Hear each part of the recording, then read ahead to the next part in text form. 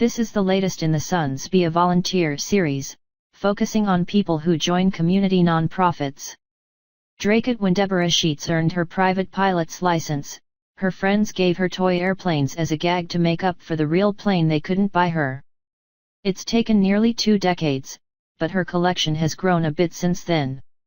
She and fellow Dracut resident Rosalie Dunbar are now the volunteer curators of the Top Fun Aviation Toy Museum, in Fitchburg, which boasts more than 3,000 aviation toys, from SpongeBob SquarePants planes to a radio-controlled flying model with a 10-foot wingspan.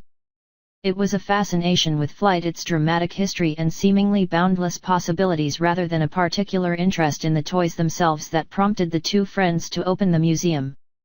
We learned as we got more into aviation, that there were a lot of kids who didn't know about the possibilities of flight, said Dunbar. We thought if kids could get into aviation and see these job opportunities, it might change their lives.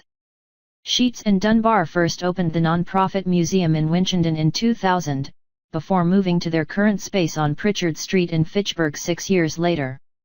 Their displays range from the downright fun a cardboard spaceship where children meet and fly to imaginary planets together to the educational. In addition to airplanes, the friends wanted to make sure that visitors were exposed to the spectrum of functions flight serves in our society. They have displays about firefighting planes and medical helicopters, and in the past they've brought in an ocean rescue pilot for a talk to complement their panorama on the subject.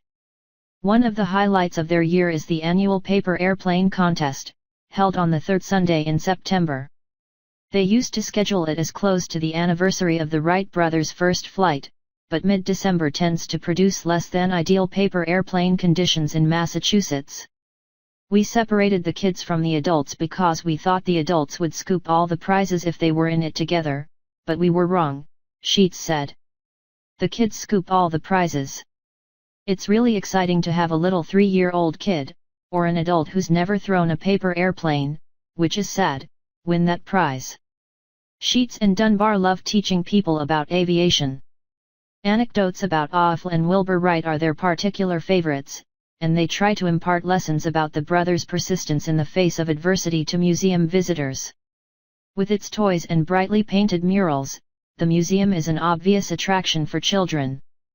But Sheets and Dunbar said they've been surprised with the way it also seems to open up adults.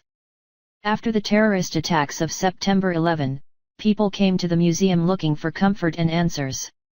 Because we're a toy museum, people feel more comfortable asking their quote-unquote dumb questions about aviation, Sheets said.